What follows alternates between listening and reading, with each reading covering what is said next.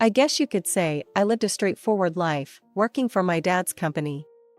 He built it from scratch, and it's one of those big, bustling trading firms downtown. I stuck to my job, didn't really date much. Most evenings were simple, me and Jess, my best friend since high school, hanging out. Jess? She's a whirlwind, always with a new guy on her arm.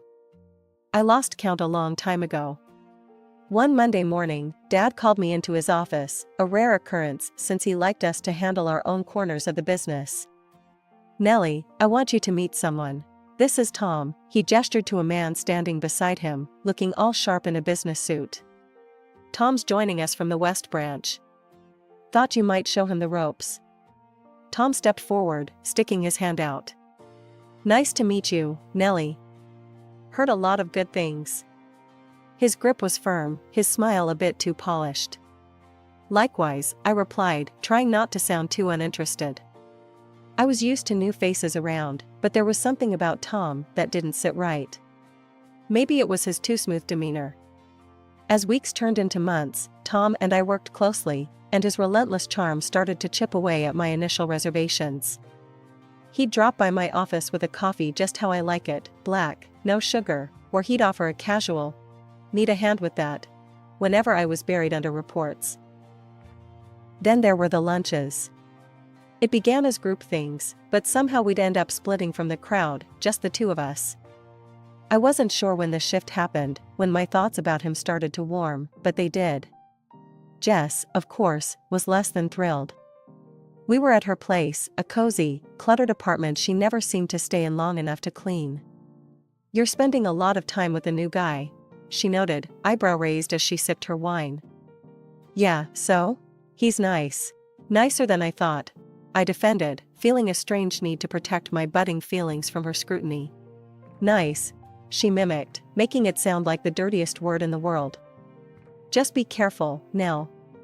Guys like that, they know how to make a girl feel special, then bam, they're on to the next conquest." But I didn't listen, not really. It felt too good to have someone see me, really see me, even if it was through what Jess called charm-tinted glasses.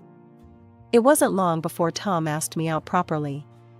No work excuses, no accidental meetings. Just a straightforward, "Would you like to have dinner with me?" I said yes.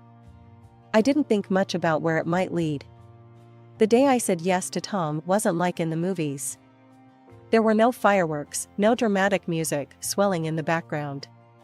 Just a quiet yes at the little Italian place we'd made our spot. He looked like he won the lottery, and honestly, so did I. In the blur that followed, wedding planning took over.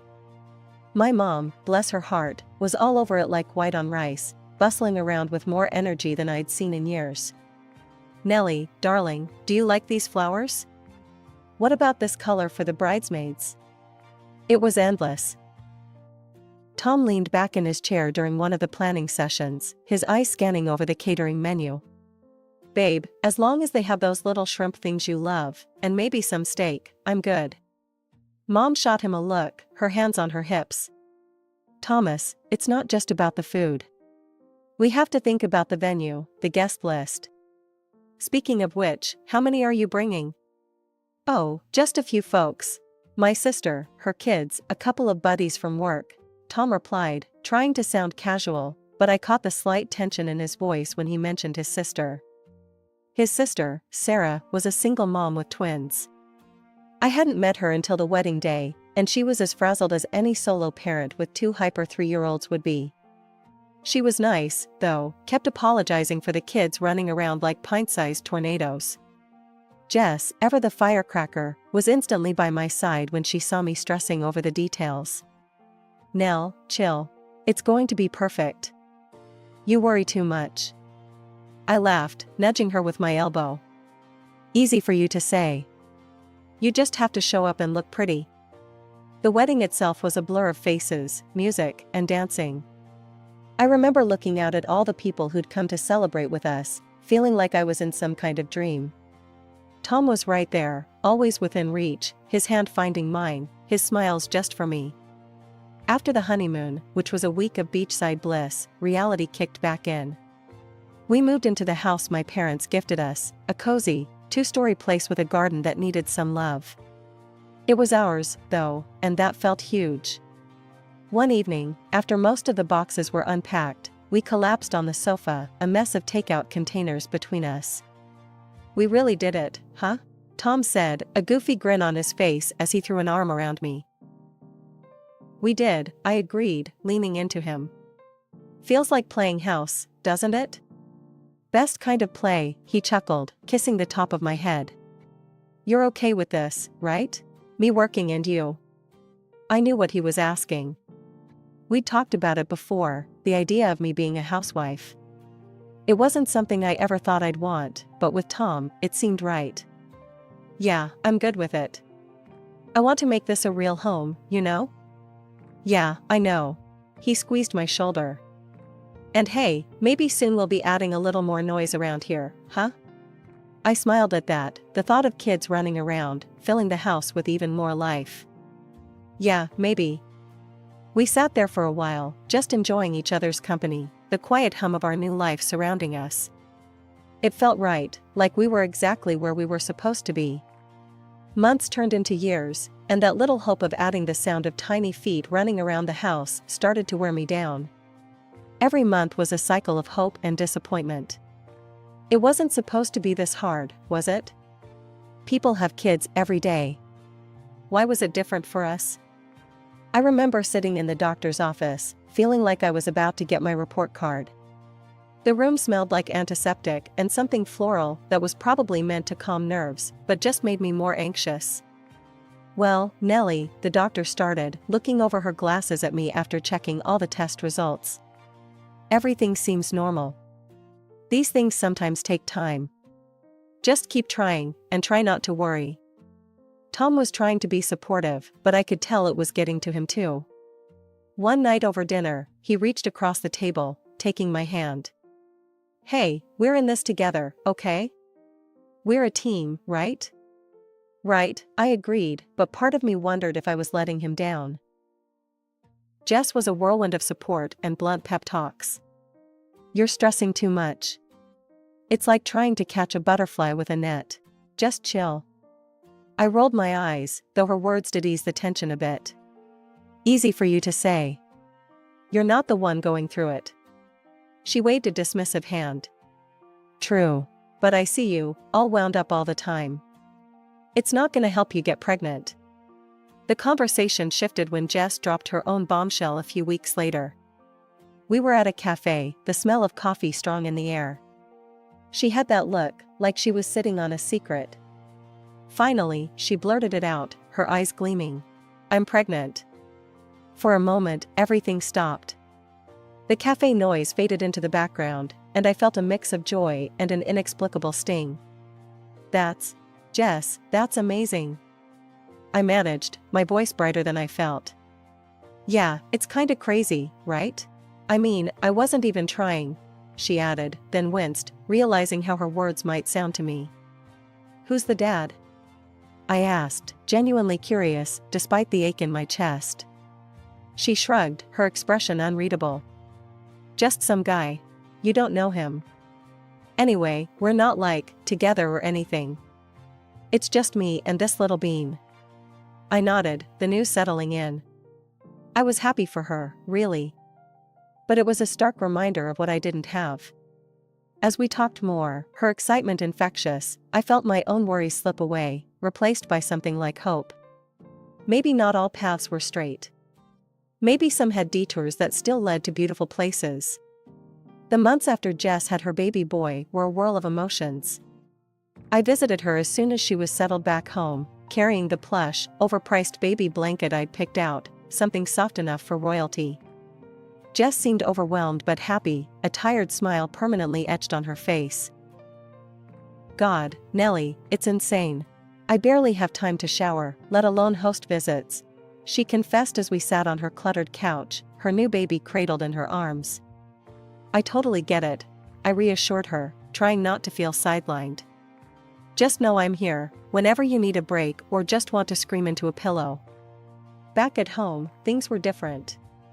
Tom's weekend trips to help his sister, Sarah, with her twins, became more frequent.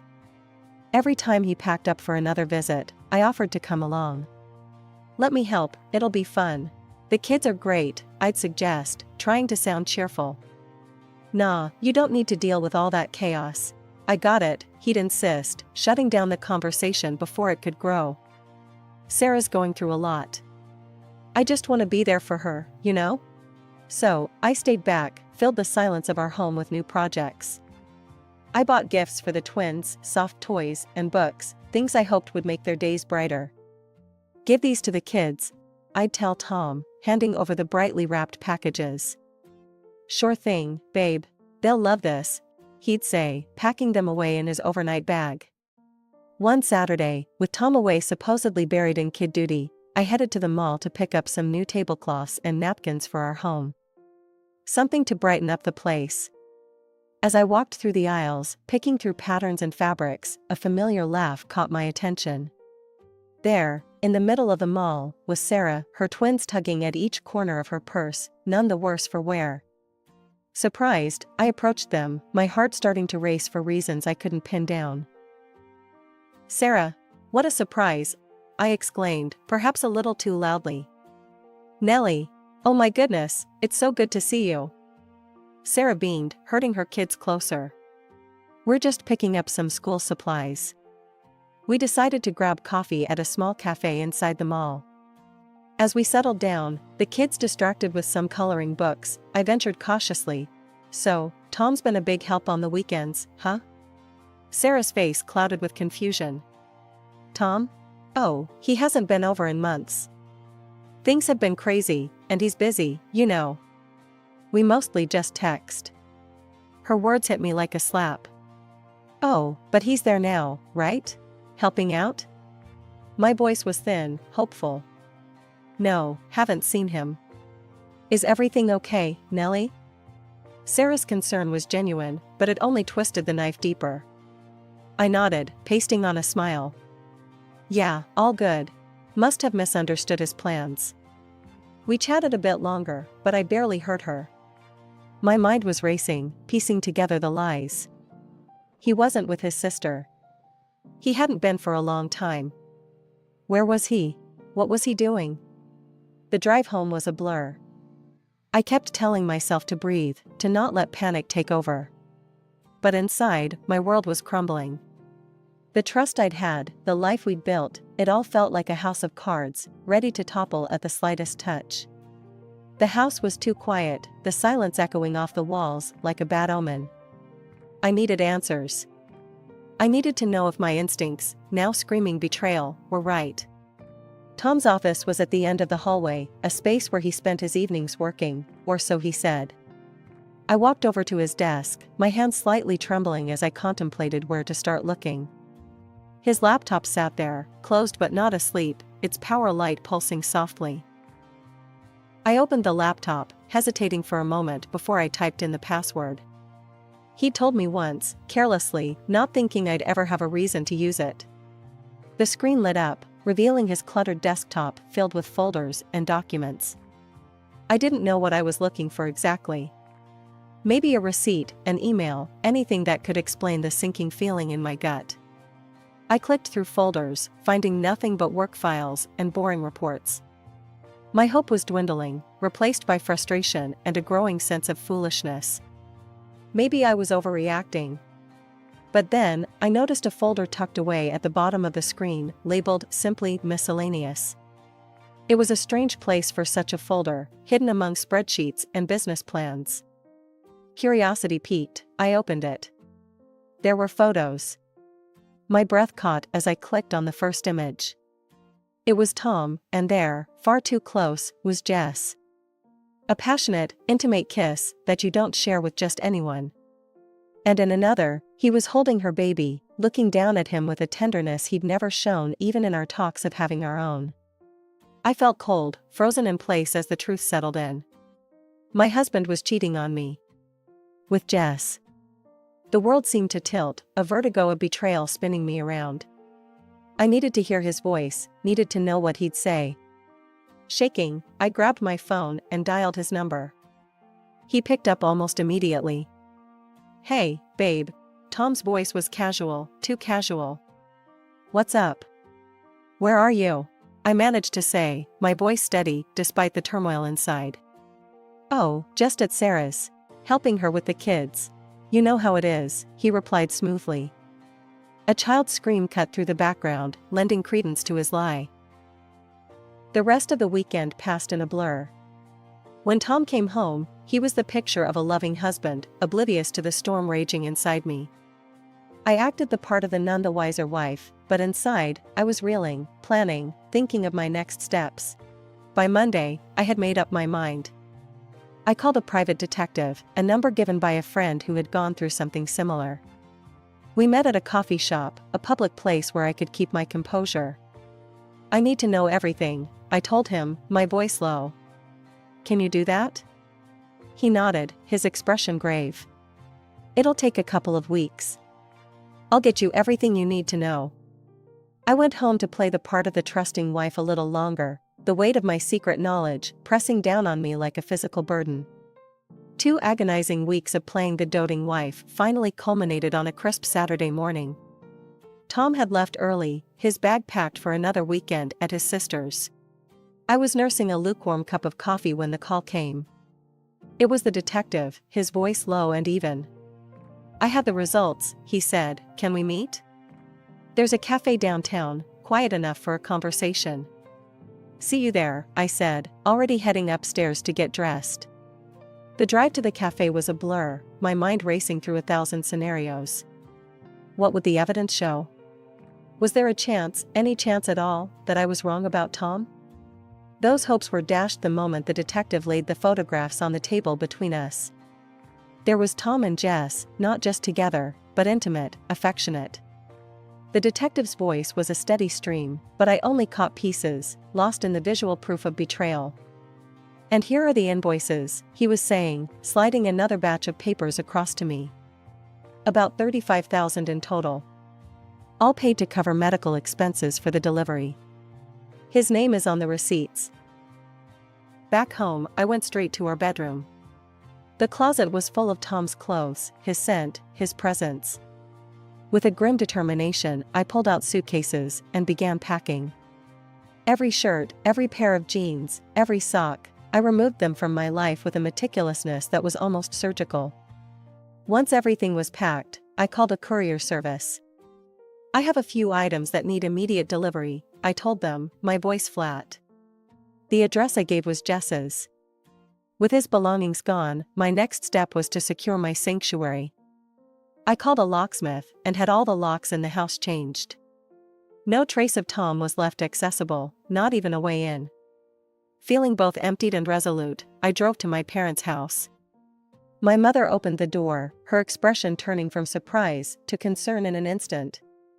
Mom, I need to talk to both of you, I said as I walked in, my father appearing in the hallway behind her.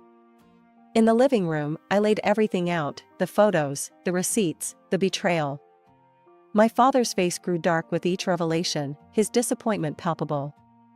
You need to divorce him, Nellie, he said, his voice firm. He's not the man we thought he was. I've already started the process, I replied, pulling out the divorce papers from my bag. I needed you to know. Mom reached out, her hand covering mine. We're here for you, darling. Whatever you need. That evening, as the sky darkened and a quiet settled over my parents' home, my phone began to light up relentlessly. First, it was Tom, his calls coming in one after another. When I didn't answer, the buzzing switched to texts. Babe, why is the door locked? My key won't work. What's going on? I stared at the screen, feeling a hollow satisfaction in ignoring him. Then Jess started calling. I didn't need to pick up to know why. Confusion, betrayal, a messy mix of emotions that I no longer cared to understand. It was late when I heard the car pull up. The sound of a door slamming was followed by urgent footsteps up the driveway. Tom didn't bother to knock, he burst through the front door, his face flushed with anger and confusion. What's this about, Nellie? Why are my things at Jess's? Why can't I get into my own house? His voice was loud, too loud, filling the space with a palpable tension. I was sitting in the living room with my parents. I stood slowly, meeting his gaze with a calm I didn't feel. How do you know your things are with Jess? Weren't you supposed to be at your sister's all weekend? Tom's face went pale, his eyes darting around as if looking for an exit or an excuse. He opened his mouth to respond, but nothing came out. Dad stood up, his presence commanding. You've been lying, Tom. To my daughter, to all of us. I trusted you, thought of you as a son, even wanted to make you a successor to my business. Tom's eyes widened, realizing the gravity of his situation. I can explain. What? Explain how you planned to take half of what I built. How you were using my daughter. We know everything, Tom. The detective provided recordings of your conversations with Jess. Planning your future with her, at the expense of your marriage. Tom sank to his knees, his hands clasped in front of him. Nellie, please, I'm sorry. It meant nothing, I swear. It was just a mistake. I felt my mom's hand on my shoulder, her touch reassuring. I looked down at the man I had once loved, now just a stranger groveling on my parents' floor. Just a mistake that costs $35,000 and a betrayal? I asked, the disgust in my voice clear. You're not sorry you did it. You're sorry you got caught. Reaching into the folder I had brought with me, I pulled out the divorce papers, holding them out to him. Here. I want you out of my life, for good. Tom reached for the papers, his hand shaking. He stood, the fight gone from him, his shoulders slumped in defeat. Before he could leave, Dad stepped forward, his voice booming. And you're fired, Tom. I'll have my lawyer contact you about the financial repercussions of your actions. A few days after the confrontation with Tom, I was sitting in the quiet of my new morning routine when my phone rang.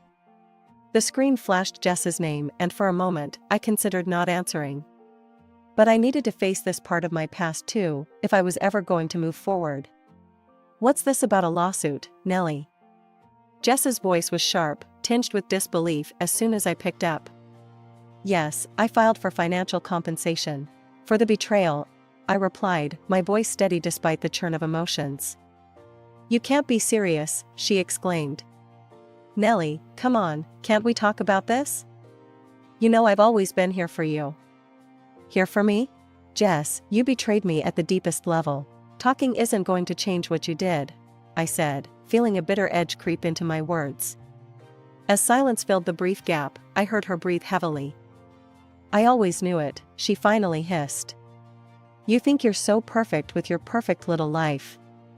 I was always in your shadow, always the second choice to every guy. You have everything, and I have nothing.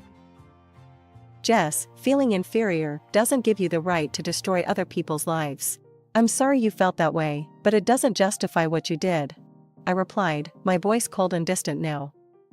I hung up, cutting off any further venom she might have spewed. The lawsuit went to court, and it was as messy and painful as I had anticipated. But in the end, the judge ruled in my favor. Tom and Jess were ordered to pay a significant sum in damages. It wasn't about the money, no amount could undo the betrayal, but it was about acknowledgement, about seeing some semblance of justice. Word got around, as it always does in small towns. I heard from mutual friends that Tom had indeed married Jess, but the marriage crumbled just as quickly when he discovered her child wasn't his. The irony of it all would have been laughable if it hadn't been so tragic. Tom tried to reach out once, a feeble attempt to apologize or explain, perhaps looking for some absolution I wasn't ready to give. I didn't need his explanations anymore, his actions had spoken more clearly than his words ever could. He ended up drifting from one low-paying job to another, his once promising career in shambles. As for Jess, life had become a struggle, raising her child alone without the affluent lifestyle she had tried to secure by betraying me. I sometimes wondered if she regretted her decisions, if the harsh reality of her actions had finally sunk in. Through it all, I learned about resilience. I learned that the foundations you build in your life, the people you choose to trust, and the decisions you make, both good and bad, shape the path you walk. I was rebuilding mine, with each day bringing a little more strength, a little more hope,